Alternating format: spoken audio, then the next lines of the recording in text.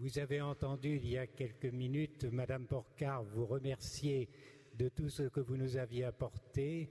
Il est naturel qu'à notre tour, nous vous remercions en donnant la parole à l'une d'entre vous, en l'occurrence Madame Eline Douland, de nationalité néerlandaise. C'est la majeure de votre promotion, non pas au niveau supérieur C1 comme ce matin, mais nous estimons qu'il y a autant de mérite à gravir brillamment les différents échelons, et c'est donc une étudiante de niveau B1-2 qui a eu le meilleur total à ce niveau qui va vous dire quelques mots. Merci. Monsieur Toulard, Mesdames et Messieurs de la Fondation Robert de Sorbonne et les professeurs, bonjour. Chers camarades, félicitations pour vos excellentes réussites. C'est un grand jour pour nous tous, dont je pense que nous nous souviendrons très longtemps. Lors de ce semestre, nous avons suivi un parcours d'apprentissage de la langue et de la civilisation française. J'espère que vous êtes, comme moi, ravis et fiers d'être ici aujourd'hui. Cette période a été pour moi, et je pense que pour vous aussi, extrêmement riche.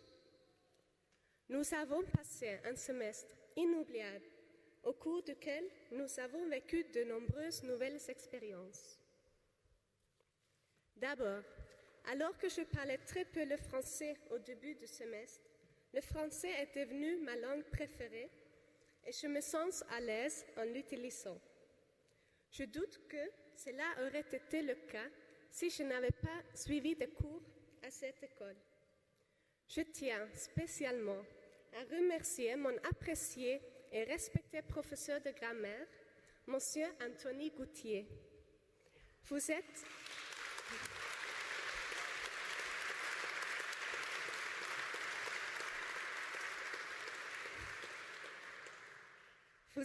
un professeur exceptionnel, toujours souriant et attentionné pour chacun de vos élèves. Je voudrais aussi remercier les gens proches de moi ici en France et ailleurs pour leur soutien et leur confiance en moi. Cela compte vraiment beaucoup pour moi. Merci.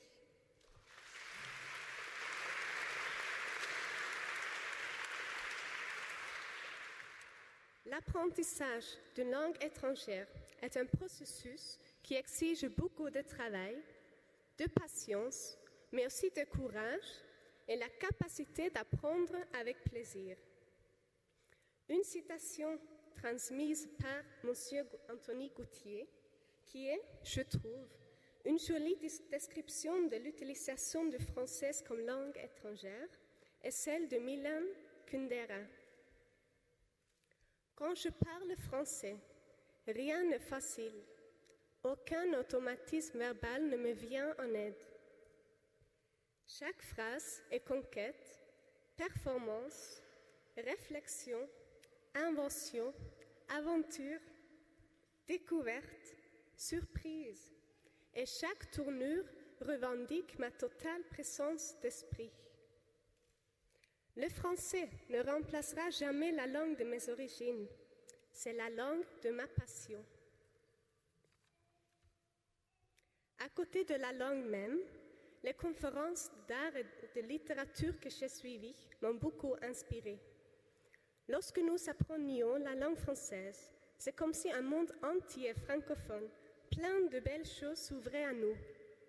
Il y reste, heureusement, encore beaucoup à découvrir.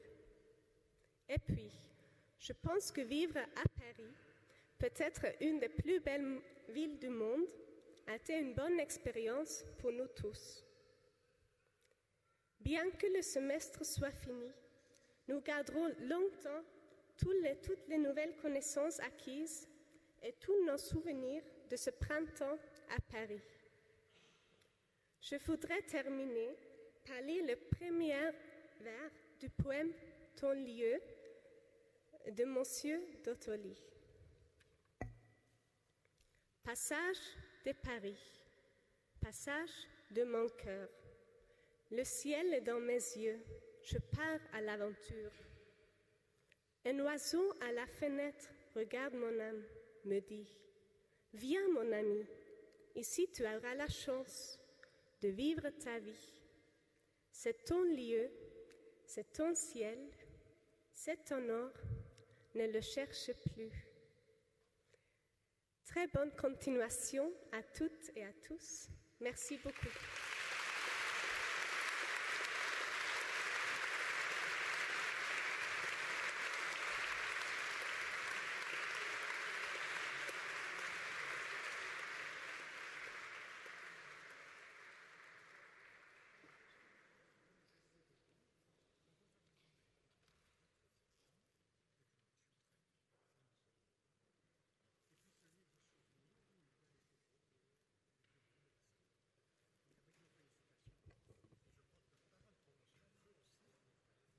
Et la malchance continue, pas encore un garçon couronné. Napoléon, qu'aurait-il fait dans cette situation? Je ne le sais pas, car le Code civil n'était pas à l'époque très favorable aux femmes, mais sans doute, à la Malmaison, il aurait cueilli des fleurs et il les aurait offertes au nom de Joséphine. Voilà, mademoiselle.